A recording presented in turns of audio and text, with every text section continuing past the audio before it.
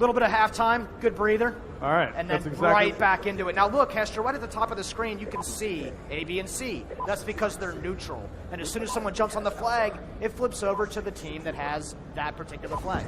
And that's so great. So right now we see that the B flag is getting taken. Why don't we swap back over and see who is near that flag? And it looks like it's a battle for control of that B flag right now.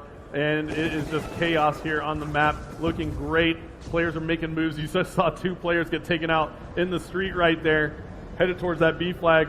So this is just basically a feel it out type of moment here, isn't it? I'm really excited by the way these players will actually position and set up. They will not be in a hurry to grab the B flag until they feel like they can really lock it down. Look at Big Timer moving up beyond the flag radius so he can try to lock that position in really well. Yeah, and now we see that Karma is actually pushing up on that right flank, but he does get taken out right there. And now you see some players hovering over that B flag. Let's hop on board with Merc. There he is, taking the B flag with some help of his teammates. And there you have it. The North Americans do control the B flag now. So they have C and B in that 2 flag setup. That's always so crucial. And tell me a little bit more about Yemen here as we're watching it. You see a lot of tight corridors here. And tell me a little bit about the design of this map. Yeah, so we worked on this map really early on, and we wanted to make sure that we definitely brought that classic urban street fight that players love, make sure it was still available in Call of Duty Black Ops 2 as well. And this is why you see this such fast-paced action here. Look at the kill feed just spinning the entire time. Absolutely, and that's something players love in Call of Duty is just non-stop engagement, and that's what you get here on Yemen. And especially with domination on this map, it's just non-stop. And you take a look at the map here overhead, and you just see constant movement from the players, right? And it's just a great thing to watch. I actually love this view right here, just watching the triangles moving around the map. I'm always fascinated by the line battles these guys have. They will set up and just try to deal with the threats coming in on them. And in this view, we can see which guys are firing, and you can get a really good idea. Look at Merc coming around from the side, going for a flank. Yeah, and absolutely. We even saw the care package just get dropped right there for the North Americans, back on the C flag in a safe area. So, I mean, it's just a beautiful thing. We can actually take a look here. We see that Shane is on the A flag. Now Big Timer is on the B flag. He just ran through it. They still have control. And Ray now runs by the A flag. It looked like Ray was actually pushing for that capture. So the North Americans are now pushing this flag pretty hardcore and aggressively. And then the Europeans do manage to thwart that off. We'll jump on board with the Europeans. Why don't we hop on board with one of the ladies here? Jump on board with Kitty Cat, and we'll take a look at what she's using. She's got the MP7, and it looks like that class is pretty solid. Tell me a little bit about the suppressor attachment she has here, too. That kind of comes back as an attachment. What exactly does that do for you here? Yeah, of course. We would bring back fan-favorite attachments like the suppressor. This will keep you from appearing on the mini-map, of course. And this is really good for guys who are trying to stay low off that radar, of course. Yep. So as we see here, we actually see the perks now coming up. It looks like we got that off the spawn. Why don't we take a look at some of the perks here that players are using?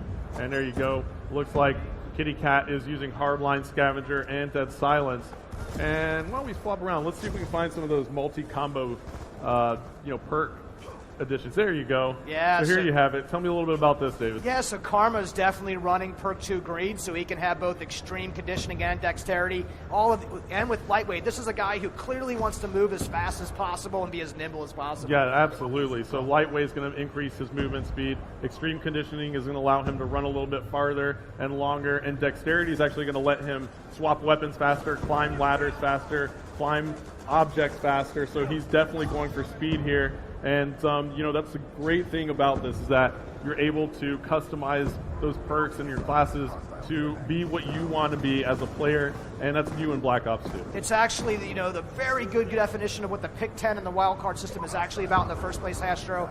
He can configure this way and just put his points to that particular playstyle. Yeah, and I'm excited to watch him play here. I'm going to stay on board with him. He has the R87. He's got a shotgun. So he's doubling speed so he can get close, up tight in the faces of his opponent here, and it seems to be working as Karma is 39 and 17 on the board at the moment. So he's doing some work with the shotgun, and look at that. He's going for some range here. He's got 3 hit markers. Oh no, pulling out the combat knife. But there you go. That's a perfect moment, right? Tell me what just happened right there. Yeah, so these guys are so used to being able to swap to their second weapon, but if you're going to use the Pick 10 and wildcard system to stack up this way, he had to sacrifice his gun to be able to do that. So he pulls out thinks he's going to have his pistol in hand, but no, he's got his knife. He does not have a secondary weapon equipped. Yeah, that was actually a great moment because that secondary just wasn't there. He used up all his allocation points in the Pick 10 for all his other gear to make him faster. And Karma does pull out the RCXD there. That comes back in Black Ops 2.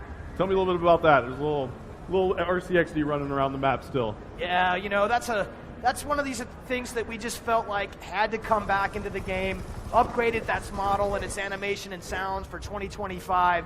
It's just something that feels totally appropriate for this kind of game.